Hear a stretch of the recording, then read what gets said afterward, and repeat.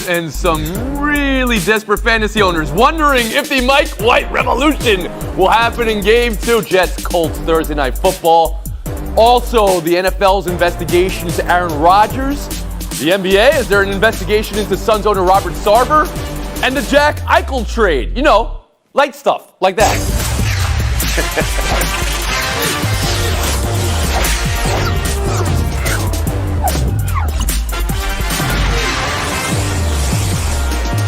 We start with ESPN's Baxter Holmes reporting on allegations of racism and misogyny in the Suns organization going on for 17 years and coming from owner Robert Sarver. 7,000 words in this piece, over 70 sources.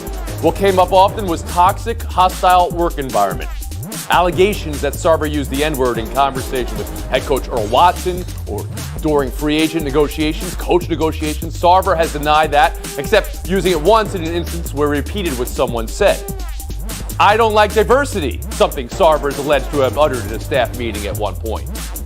One Suns co-owner quoted saying the level of misogyny and racism is beyond the pale.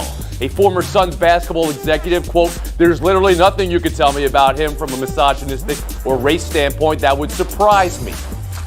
Current Suns GM James Jones responding in the piece that this does not describe the Robert Sarver he knows and respects and likes, and the NBA responding in the piece that they've never received a complaint about Sarver in any of the mechanics the league has in place.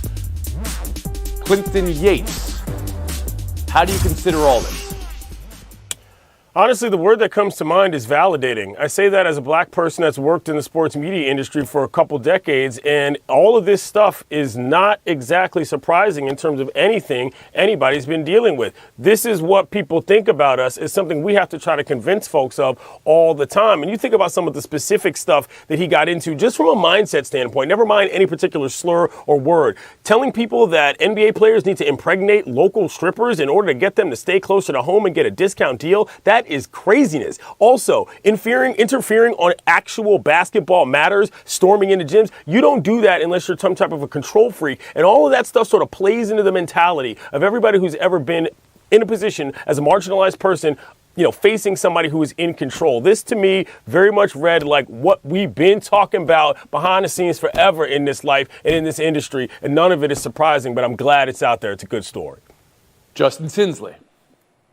I mean, there's a ton to unpack here. Just the lead alone just made my jaw drop. Like Clinton said, like we've been having these conversations about conditions in the workplace for so long. But it's going to be really interesting to see, because it does feel like there's a smoking gun here. But it's going to be really interesting to see the reaction, just opposed to something like the Ray Rice situation or, you know, Donald Sterling, where there was actual audio or video evidence. It sucks that you have to have that. But we see with something like the Washington football team where people have been complaining about that workplace for years and nothing honestly has changed. But I operate on the adage that my grandmother has taught me a long time ago. Nobody's going to say the same thing about you multiple times over multiple decades and there not be some element of truth behind that. So I do feel like there's something here and there's something there. I mean, you have a co-owner going on the record talking about this guy. So there's something there. There's a smoking gun. But the question is, how far will the NBA actually take this? Well, yeah, so you're saying you don't believe this piece is the smoking gun then? I do believe this is a smoking gun, but will the NBA look into like these claims and these allegations and take this to a further step? I think that remains to be seen. Well, Pablo, how do you consider this? And then a follow-up question, I guess, is how do you think Adam Silver in league office considers this? Yeah, Tony, there's a quote in this piece that basically says if Adam Silver were to investigate the Phoenix Suns, like truly investigate, he would be appalled by what he would find. And so I have questions about why that investigation has not happened already. I have real questions about when it's going to happen, because that is the next logical step. And when we talk about smoking guns, I mean, Justin hit on it, Tony, right? The fact that there is no audio recording, that is going to be a gap in terms of what an investigation needs to acquire to make this the theoretical slam dunk case. That's why Donald Sterling isn't here. It's not because of the litany of reportage about his behavior over the years. It's because there was a viral tape, a video that circulated and made it such that you could not deny this.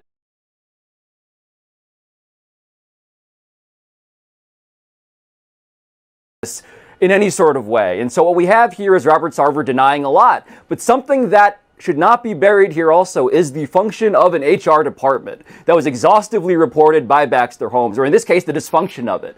Because this was an HR department, Tony, that was functionally not one at all. This is one that made employees, or asked them at the very least, encouraged them to take real issues that they were genuinely afraid of and concerned by, like out to the parking lot. Let's discuss this outside of work, because they were afraid of retribution and retaliation if those claims were actually addressed in-house. That tells you that a lot is broken beyond the mere usage of words that should never be used. There are systemic issues here that have shades of other teams that we've seen in the past. And L. Duncan. Yeah, this was the holy trinity of investigative reports, right? You had racism and sexism and toxicity. I knew that I was going to have to settle in when right away in the article, Sarver says, "I've never used the N-word or any of that language," and then immediately goes, "Okay, well, I used it one time, but I was told that was not right." I was like, here we go. So what this made me think of is that outside of the racism and the sexism, Robert Sarver's that guy. He's that guy. He's that guy that asks if the carpet matched the drapes. He's that guy that jokes that they should get strippers to trap NBA players. He's that guy that in his 50s still pants someone in front of other people. Like, he's that guy. I don't know how you rehab that, but I also know that Donald Sterling was accused of being that guy too. And to everyone on the panel's point, nothing actually came of any of that behavior until it was tangible, until V. Stiviano taped him. John Gruden doesn't have a job because it was in black and white what he said. That's why he doesn't have a job, but Dan Snyder still has control of his team, because people don't like gray area and they don't like innuendo. They're going to write this off as sour grapes, right? Or he's just upset. These are former employees. They're not happy. That's all this is. And that's what they're going to write it off as, because right now it's just his word versus their word. And I don't think that anything's going to come of it. Okay, I mean, Adam Silver reading this today, L. And you recall Adam Silver, as he took over as commissioner of the NBA, the Donald Sterling, I mean, that was, welcome to the job, and now you deal with this. So how do you believe he's considering this? I think that he's probably going to try and see if the players are going to take control in the same way they did with Donald Sterling, because that's what really was the tipping point. Yeah, if the players said, we're not playing, we're done. Yep. Chris Paul was there, right, at that time, and God, poor Chris Paul, and now he's here with the Suns. If they don't play this game, if they say, we're not playing for this man, it'd be a lot easier to get Sarver out, because the Suns have, like 20 owners, as opposed to Donald Sterling, who was just the one. But I think that they're going to have to be the ones that actually are the catalyst behind getting this guy removed, because I think that just based on the merit, he's not going anywhere. Yates.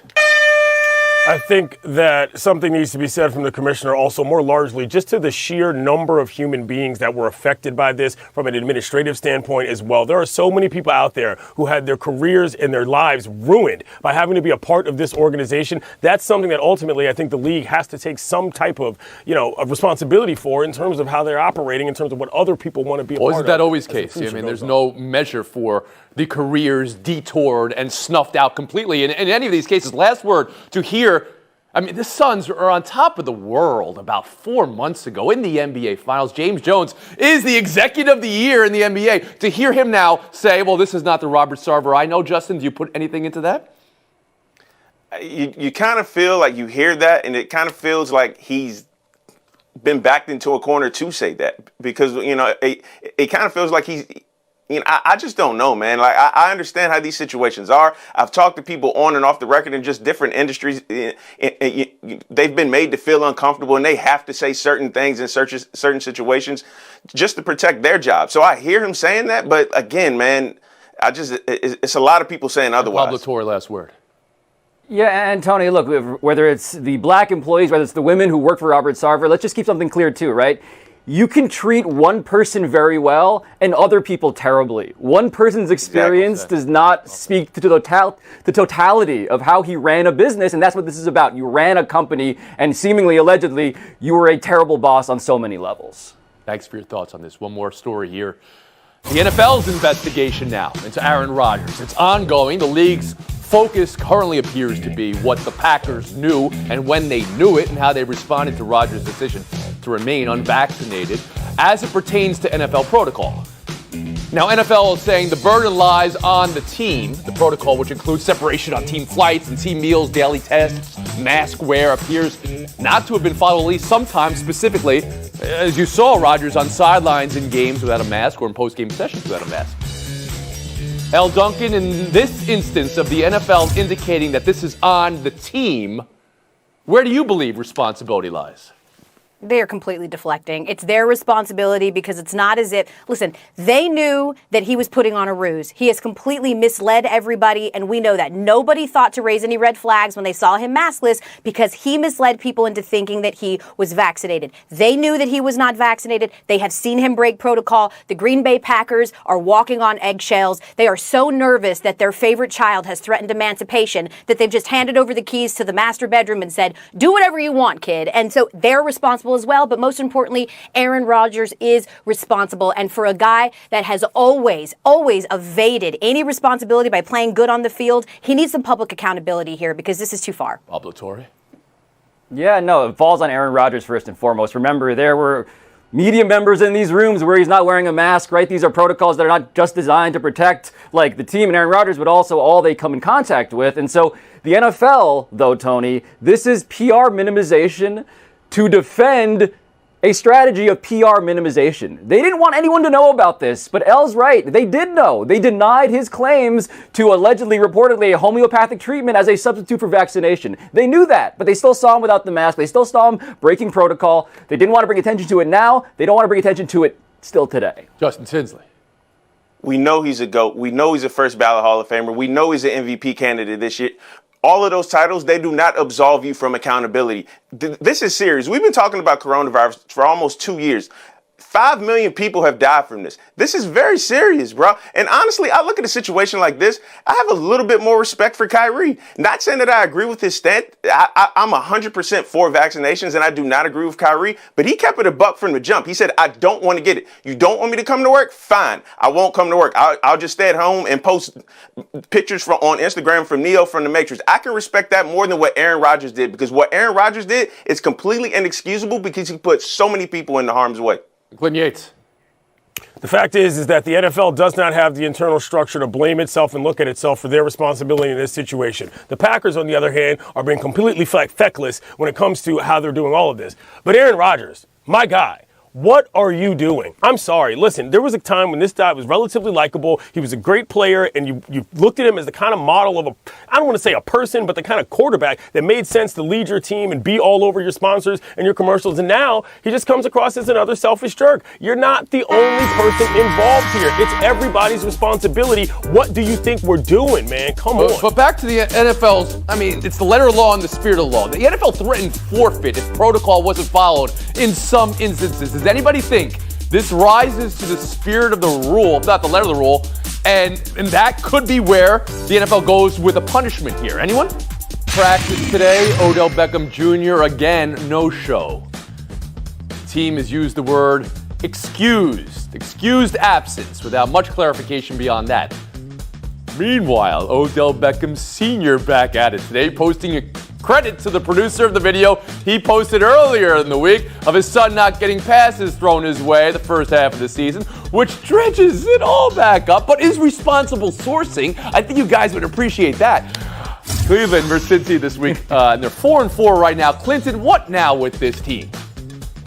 High school histrionics levels aside, this is embarrassing on every level for the front office. You have to be able to get something out of Beckham at the trade deadline if you're not going to be playing him on the back end. Your time is now. Your window is at the moment. To screw this up is just completely... Well, the window for the trade deadline's over now. So as of today, do you deactivate him, Clinton Yates? Do you believe this is reparable? No, you got to find a way to make it work. You're not going to be able to win any games unless this guy manages to get it together. You're 500 now. It's a winnable division on some level. Get it together. Baker Mayfield has more INTs than touchdowns when targeting Beckham. He's underthrown him on 27% of the passes. This relationship has to end. They play better without him, and he doesn't want to be there. But one thing's for certain, this will go down as one of the worst superstar trades of any of our lifetime. Well, for all sides. You just said they play better without him. Clinton, you think they can't win without him. So you're both at least on a different side of this. Go ahead, Pablo Torre. No, Tony, the Browns have played. Baker Mayfield has played better without Odell Beckham Jr. We now have a large sample size of evidence for this. It should not be that way in theory. It is that way in reality. They run the ball. That's when they're the best. When they play action off of that, that's when they succeed. But right now, all there's left to do is cut him and hope that someone claims him on waivers so that the $8 million he's owed for the rest of the season is not on their pay books anymore. But looks like that's probably not going to be the case. Duncan. Do you guys have those friends that are in a terrible toxic relationship, but they're like super passive aggressive about it? So when you all go out, like when the girls go, like they talk about everybody, and then when everyone congregates, they talk about the other person. But then at the end of the night, they come together for these like half-assed Instagram camera smiles. That's exactly what this situation is. It is because like even though you see Senior talking about how he doesn't get targeted with the ball, at the end of the Pittsburgh game, you saw him target OBJ, and OBJ sort of did a half-spirited, leap, one-armed grab for the ball. This obviously is going nowhere. They are paying him to be suspended. This was such a stupid move. Well, I don't even think suspended with pay is allowable in this instance through the CBA. So that's another thing to consider here. But that's basically what they're doing, Tony. They're suspending him with pay. All right. You recall Keyshawn Johnson had a moment where Tampa deactivated him. Is that where this is going, L. Duncan? It has to be. Clearly, he does not figure onto an offense when it's winning or losing. They have already made it clear they don't want OBJ to be a part of this team anymore, so it has to be. We move on. Buy or sell 2. Thursday Night Football. Mike White, the story last week. He gets a chance to show it again immediately, prime time in a short week. Carson Wentz, a story last week. He gets to show his end zone opposite hand pass again. Justin, can White do it again, and can Wentz not do that again? This is definitely on Wentz. No one knew who Mike White was until a week ago. But this is definitely on Tennessee because you got to think. Excuse me, I'm all out of whack right now. Right. This is definitely on Indy. We're doing good because here. with Derrick Henry down, who knows what that team is going to look like? So Indy has to make this charge right now. Pablo Torres.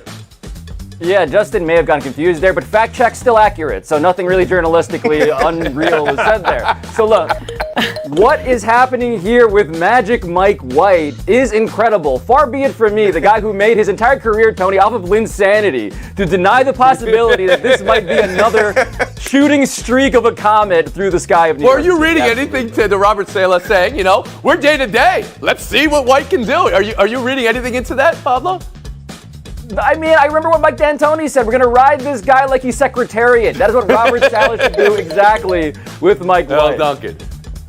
This is so pathetic. I mean, the Jets are a quarterback injury away from having a Vince Papale moment and just opening this thing up as an open audition and seeing if Disney will bite and make a movie about it. What a joke. I don't know what Mike White's going to do. I have no idea. What I do know is that this is really all on Carson. Stop making me wince, because he has been absolutely terrible. And for a guy that we were supposed to just drop into this Frank Reich offense and he was just going to magically be amazing, we have yet to see that. He is costing them games if he can't win tonight. If he can't win tonight, then the conversation, I love the line, but Carson making me wince has been said before by a panelist on the show, and it was Woody Page. How does that make you feel there, L. Duncan? It makes me feel good. How does that make you feel? Go ahead, Clinton Yates. Probably makes you wet. Yeah, well, here's the thing. For all of the things that everybody said about Wentz, the bottom line is that there's still 10-point favorites in this game. If you lose to the Jets at home on national TV when you're favored by double digits, you got to go. That's not going to be a good one. We got to go right now. Clinton and L. Duncan are going to take a back seat. We'll see what other nuggets Justin Tinsley has for us. Former captain and star and face and future after things soured so sourly in Buffalo. Eichel will now have the neck surgery he wanted.